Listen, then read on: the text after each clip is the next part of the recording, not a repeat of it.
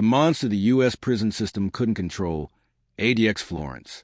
Smash that subscribe button, hit like, drop a comment, and brace yourself. Because this story dives into a place so dark, even the system built to contain monsters feared what it had created. The sirens were already fading when the convoy reached the gates. Snow cut sideways across the Colorado desert. Stinging faces, blurring vision, swallowing sound. Inside the armored transport, the man known only as Inmate 371 waited without moving. Shackled wrists, shackled ankles. A black had pulled tight. The guards had been warned not to speak to him, not to look at him for long, not to underestimate him. This was ADX Florence, the last stop when every other prison had failed. Hours earlier, a body had been discovered in a federal transfer facility 3 states away. A veteran corrections officer. Found alone in a control room, doors sealed from the inside. No signs of forced entry. No struggle caught on camera. Just a final static-filled frame and a message scratched into metal. You can't cage what understands a cage. The timing was impossible. The suspect was already in transit. ADX Florence rose from the ground like a concrete scar. No towers, no windows, just geometry, steel, and silence. Built to hold the most dangerous inmates in America, it promised control through isolation. 23 hours a day in a cell designed to erase time. For most inmates, it worked. For Inmate 371, it didn't. The investigation landed on the desk of Special Agent Mara Klein, a career profiler who believed patterns told the truth people tried to bury. She read the file twice, then a third time, slower. Transfers from 3 states. Incidents dismissed as coincidence. Staff reassigned after anonymous threats. A trail of psychological pressure that never quite crossed into provable crime, until the body. The system had labeled him manageable. Klein circled the word and underlined it twice. She flew to Florence before dawn. Inside the facility, every step echoed, every door closed with finality. The warden spoke in careful phrases, the kind used when confidence had replaced certainty. "He's contained," he said. "He's alone." Klein nodded, noting the emphasis on alone. Isolation was the doctrine here. But doctrine didn't explain how a man without contact could coordinate fear. The first clue arrived as a routine audit. A maintenance log showed repeated access requests near Inmate 371 cell. Always denied. Always logged. Always followed by a minor incident elsewhere in the prison. A fire alarm triggered by nothing. A camera outage lasting 30 seconds. A guard calling in sick after receiving a letter addressed in handwriting that matched no sample on file. Klein requested the cell review. The escort hesitated, then complied. The door slid open with a hydraulic sigh. Inside, the cell was pristine. Bed bolted to the floor. Desk molded from concrete. A narrow window angled to show only sky. And on the wall, etched so lightly it was nearly invisible, a map, not of the prison, of people, names, dates, movements, the officer, the transfer route, and at the center, a symbol repeated again and again, ADX. Klein stepped back, the realization settling cold in her chest. He hadn't been brought here to be controlled. He had been brought here to take control. By the time dawn reached the razor-wire horizon, ADX Florence was already awake, not with noise, but with systems. Doors cycling, cameras recalibrating, data flowing through servers that never slept. Special Agent Mara Klein stood in the warden's office, staring at a wall of monitors that showed nothing but stillness. Cells identical in shape.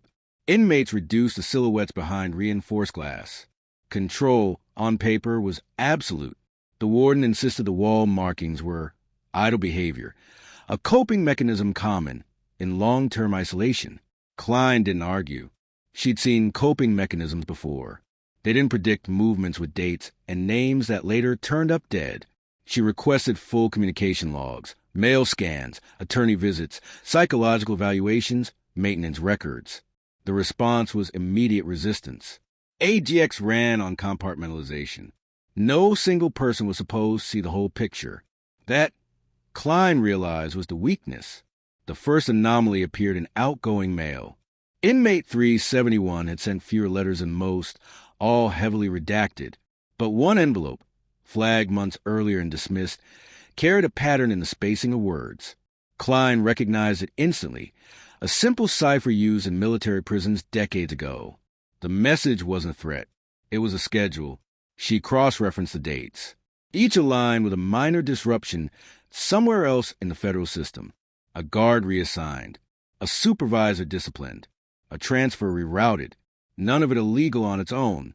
Together, it formed pressure, subtle, cumulative, strategic. Klein brought the findings to the internal security chief, who went pale as the pattern emerged. Someone inside ADX had been responding to those pressures, not knowingly. Perhaps a favor here, an overlooked report there. Inmate 371 didn't need contact. He needed predictability, and people provided that without realizing it. Then came the disappearance. A junior analyst assigned to Klein's task force failed to report for duty. No call, no trace. His badge was found later in a parking garage 2 miles from the facility. Surveillance showed him leaving the building alone, calm, as if following instructions he trusted. The last frame froze on his face, turning toward someone off camera. Someone unseen. Panic crept into the command center. The warden ordered a lockdown. Cell sealed. Movements halted. Klein knew better. Lockdowns were reactions. Whoever, they were dealing with planned 3 steps ahead. She demanded a face-to-face. Protocol screamed no. Inmate 371 was classified as non-interactive. Psychological risk too high. Klein overruled them with a federal directive and a promise she wasn't sure she could keep. The interview room was bare, divided by glass. When he entered, escorted and restrained, the temperature in the room seemed to drop. He sat slowly, eyes steady, expression unreadable. "You mapped the system," Klein said, not breaking eye contact. "You didn't break rules. You bent people." A faint smile appeared, then vanished. "I didn't build the cage," he replied evenly. "I just learned how it breathes." Klein slid the photo of the dead officer across the table. "You want us to think you did this from a box." "I want you to understand," he said. "Containment creates echoes. Echoes create influence." An alarm cut through the room. A priority alert. Another system breach, this time inside ADX. As guards rushed in, the inmate leaned forward, voice low and precise. "You should check the analyst's apartment," he said. Before the message finishes writing itself, the analyst's apartment was sealed when Klein arrived, blue lights washing the hallway in cold pulses. Inside, nothing was overturned. No signs of struggle. The kind of order that only came from planning. On the kitchen table sat a single laptop, powered on, its screen frozen on a draft email addressed to no one. The subject line read, "Compliance achieved." Forensics worked fast. The analyst had been alive when he typed it. Heart rate elevated, stress markers high, but no forced entry, no external threats. He'd acted willingly, guided by information only he believed was credible. The message embedded in the draft wasn't text. It was metadata, a location, a time, and a system access point inside ADX Florence that should not have existed. Back at the prison, chaos hid behind procedure. Officials denied breaches. Logs were clean. Klein knew that meant curated. She isolated herself in the monitoring room, replaying footage from the past 6 months. Patterns emerged again. Not movements, but absences. Moments when cameras switched angles a second too early. When microphones glitched during routine checks. When automated systems corrected themselves without human input. Inmate 371 hadn't escaped the cell. He'd expanded it. The final piece came from an unlikely source, a retired engineer who had helped design ADX decades earlier. When Klein showed him the metadata map, his hands trembled. There was a failsafe, he admitted, an override pathway, never documented, built for national emergencies. One terminal could reroute internal permissions. "And where is it now?" Klein asked. The man swallowed. "Decommissioned, supposedly. They found it behind a false wall in an unused operations room. Dust covered. Forgotten. Still alive. Before Klein could order it shut down, every screen in the prison flickered. Doors remained locked, but systems froze in a perfect, terrifying stillness. A voice came through the speakers, not loud, not distorted. "Calm. You came further than expected," Inmate 371 said. That required adaptation. Klein stepped forward. "This ends now." "No," he replied. "This concludes." Data began uploading itself. Files tied to past convictions, sealed investigations, compromised testimonies. Names of officials across agencies. Proof of deals made quietly in the name of order. The analyst hadn't been a victim. He'd been a courier. "You think you're exposing corruption," Klein said, "but you're still controlling outcomes." "Control is inevitable," the voice answered. "The question is who pretends they don't wield it." Within minutes, the upload completed. Then the systems restarted. Perfectly. No damage. No escape. Inmate 371 remained in his cell, compliant, silent. The fallout was immediate and devastating. Careers ended. Investigations reopened. Official statements blamed legacy vulnerabilities. No one mentioned the inmate.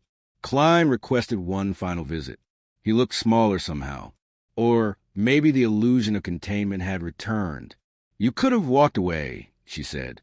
He met her gaze and let the system believe the monster was neutralized.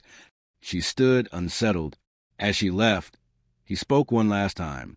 "They'll say this prison holds the worst humanity has to offer," he said softly, "but it really holds mirrors." Months later, another classified review crossed Klein's desk. A new high-security facility proposal, built to fix ADX's flaws. At the bottom, a handwritten note from an unknown reviewer read, "Containment does not eliminate influence. It concentrates it. If you think this story was intense, you're not ready for the next one. Comment, like, share, and subscribe to Inmate Voice TV so you don't miss what's coming next."